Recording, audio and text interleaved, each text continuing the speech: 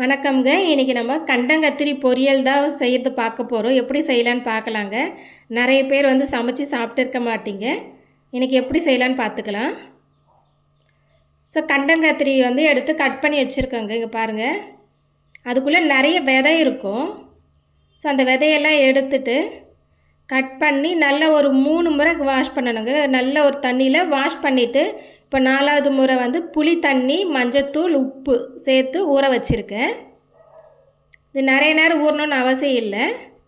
ஒரு 10 நிமிஷம் ஊறினா போதுங்க. இது கொஞ்சம் கசப்பு தன்மை இருக்குங்க. அதுக்காக தான் புளியில் ஊற வச்சுருக்கேன்.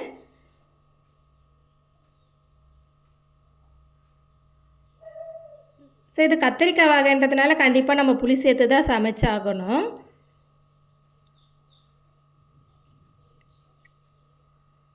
நான் உங்களுக்கு கத்திரிக்காய் இந்த எப்படி உங்களுக்கு செடி கண்டுபிடிக்கிறது அப்படி தெரியலன்னா, நான் ஆல்ரெடி வந்து கத்திரிக்காய் இதனோட செடி கண்டங்கத்திரி செடியோட வீடியோ போட்டிருக்கேன். நீங்கள் அதை பார்த்து தெரிஞ்சுக்கோங்க. இப்போ நம்ம சமைக்க போகலாம்.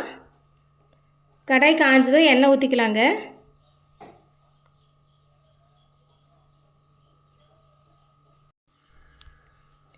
எண்ணெய் நல்லா காஞ்ச பிறகு நம்ம கடுகு சேர்த்துக்கலாம்.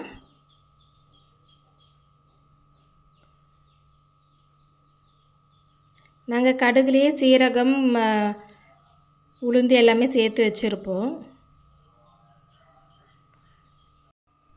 வெங்காயம் சேர்த்த பிறகு வெங்காயம் வந்துட்டு ஒரு கண்ணாடி பதம் வந்தால் போதுங்க.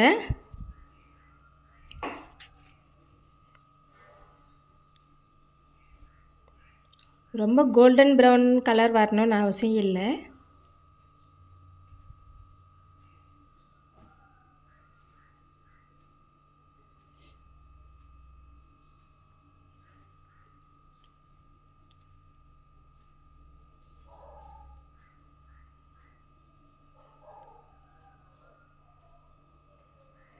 இப்போ நான் கருவேப்பிலை சேர்த்துக்கிறேங்க.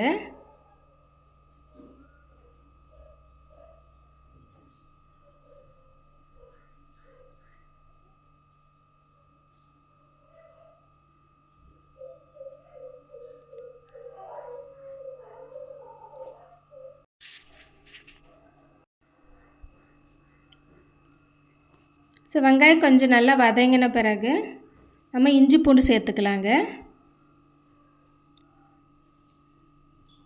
இஞ்சி பூண்டோட பச்சை வாசனை போகட்டும்.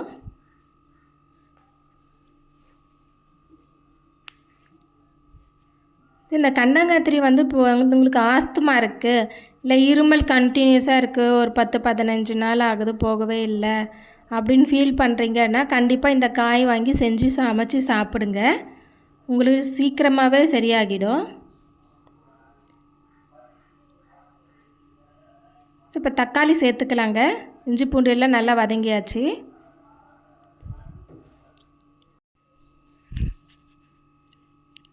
உங்களுக்கு கோல்டுனால த்ரோட் இன்ஃபெக்ஷன் இருந்தால் கூட வந்துட்டு இந்த காய் சமைச்சு சாப்பிடலாங்க. இந்த கண்டங்கத்திரி வந்துட்டு நமக்கு வந்து கோல்டுக்காக மட்டும்தான் சாப்பிடணும்னு இல்லை. சிறுநீரக கற்கள் இருக்கு இல்லையா, அது கூட வந்து இது சாப்பிட்டா அப்படின்னா கரைஞ்சி சரியாகிடுங்க. அதே மாதிரி டைஜஷன் ப்ராப்ளம் இருக்குன்னா கூட இது வந்து சமைச்சு சாப்பிடலாம், சரியாகிடும். இந்த மாதிரி நிறைய பெனிஃபிட்ஸ் இருக்குங்க இந்த காயில்.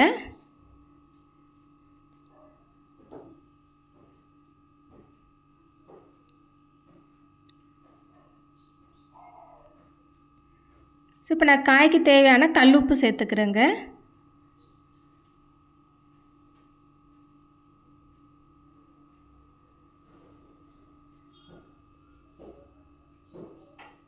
இப்போ உங்களுக்கு பார்த்தா தெரியும், தக்காளியுமே வந்துட்டு ஒரு 3/4 வாசி வந்து நல்லா வதங்கிடுச்சு. இப்போ நம்ம கொஞ்சம் மஞ்சத்தூள் சேர்த்துக்கலாம்.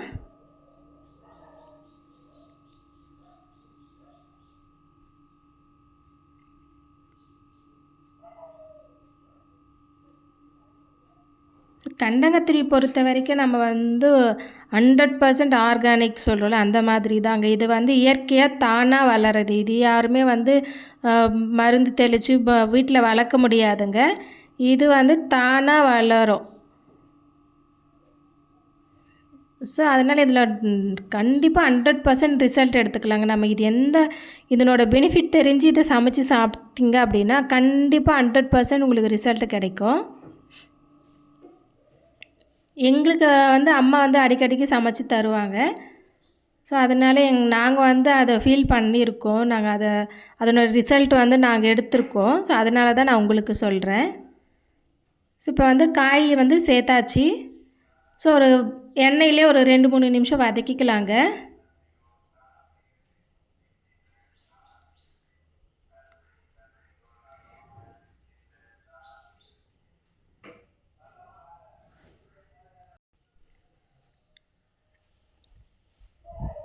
கண்டங்கத்திரியிலே 2 வகை இருக்குங்க. கொடி வகை இருக்குது, செடி வகை இருக்குது. இப்போ நான் எடுத்துருக்கிறது கொடி வகை. சரிங்க, கொடி வகையில் செடி வகை. கொடி வகை இன்னும் ரொம்ப நிறைய கசப்பாக இருக்கும். இது செடி வகை. நமக்கு எப்படி இருக்கும்னா கத்திரி செடி மாதிரியே இருக்கும் உங்களுக்கு பார்க்குறதுக்கு. இப்போ புளி நான் ஒரு சின்ன நெல்லிக்காய் சைஸ் எடுத்திருந்தேன். ஸோ அதுதான் கெட்டியாக கரைச்சி விட்டுருக்கேங்க. இந்த தண்ணியே போதும், நமக்கு நிறைய தண்ணி சேர்க்க வேண்டியதில்லை.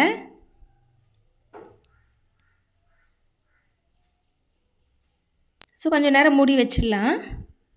இப்போ பாருங்கள், ஸோ நான் அடுப்பில் தாங்க சமைக்கிறேன். ஸோ அதனால தான் கொஞ்சம் உங்களுக்கு புகை ஜாஸ்தியாக தெரியுது ஹீட்டுனால. அது புகை இல்லை, அந்த மூடி வச்சுருந்தேன் இல்லையா, ஓப்பன் பண்ணதும் அதுலேருந்து வரும் இல்லையா, அந்த ஆவி தான்.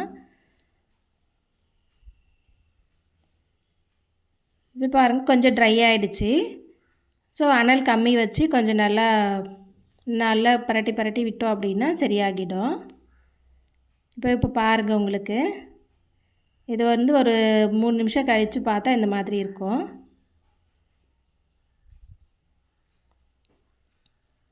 நம்ம எண்ணெய் கத்திரிக்காய் செஞ்சு சாப்பிடுவோம் இல்லையா, அந்த டேஸ்ட்டு தாங்க இருக்கும் இது. எல்லா விதமான சாதத்து கூட சேர்த்து வச்சு சாப்பிட்லாங்க, ரொம்ப டேஸ்ட்டாக இருக்கும்.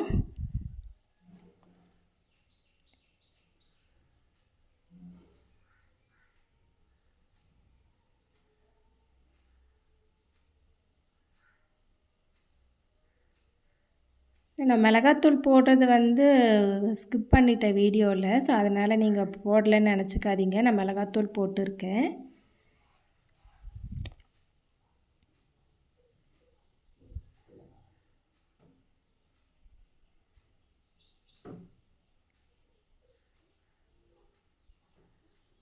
ஸோ கண்டங்கத்திரி செடி, இலை, வேர், அந்த முழு செடியுமே பலன் கொடுக்கறது தான். ஸோ உங்களுக்கு இந்த மாதிரி காயாக கிடைச்சாலும் எடுத்துக்கோங்க, இல்லை அந்த செடியாக ஃபுல்லாக கிடைச்சாலும் நிழலில் காய வச்சுட்டு நல்லா பவுடர் பண்ணி எடுத்து வச்சுக்கோங்க. உங்களுக்கு காய் கிடைக்கல, ஒரு வேளை பழம் கிடைக்குது அப்படின்னாலுமே நீங்கள் பழமே விதை எடுத்துட்டு நல்லா க்ளீன் பண்ணி நம்ம காய வச்சு எடுத்து பவுடர் பண்ணி வச்சுக்கிட்டோன்னா அதுவுமே கஷாயம் மாதிரி போட்டு குடிக்கலாங்க. ஸோ பாருங்கள், நல்லா வெந்து வந்திருக்கு, பார்க்கவே ரொம்ப கலர்ஃபுல்லாக இருக்குது.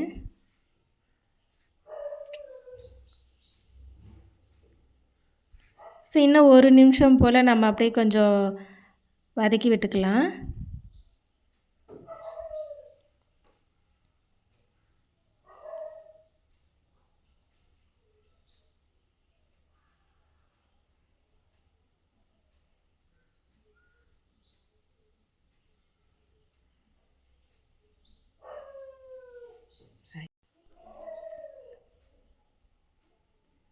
ஆல்மோஸ்ட் ரெடி ஆகிடுச்சிங்க. இன்னும் கொஞ்சம் நேரம் அப்படியே கொஞ்சம் நம்ம பரட்டி விட்டுட்டோன்னா சரியாகிடும். நிறைய பேர் இது கசப்பாக இருக்கணும் சமைக்க மாட்டாங்க. ஸோ கண்டிப்பாக புளி சேர்த்து சமைச்சோம் அப்படின்னா கசப்பு தெரியாது. நான் செய்கிறாப்புல செஞ்சிங்கன்னா கண்டிப்பாக உங்களுக்கு ஷியராக சொல்கிறேன், கசப்பு தெரியாதுங்க. என்னோடய சேனலை ஃபஸ்ட் டைம் பார்க்குறீங்கன்னா சேனலை சப்ஸ்கிரைப் பண்ணிவிடுங்க, பக்கத்தில் இருக்க பெல் ஐக்கானை கிளிக் பண்ணிவிடுங்க, அப்போ தான் அடுத்தடுத்த வீடியோ வரும். இப்போ கண்டங்காத்திரி பொரியல் ரெடி ஆகிடுச்சுங்க. நீங்களும் கண்டிப்பாக இதே போல் வீட்டில் செஞ்சு பாருங்கள், எப்படி வந்ததுன்னு எனக்கு கமெண்ட் பண்ணுங்கள். Thanks for வாட்சிங்க. Take care, bye.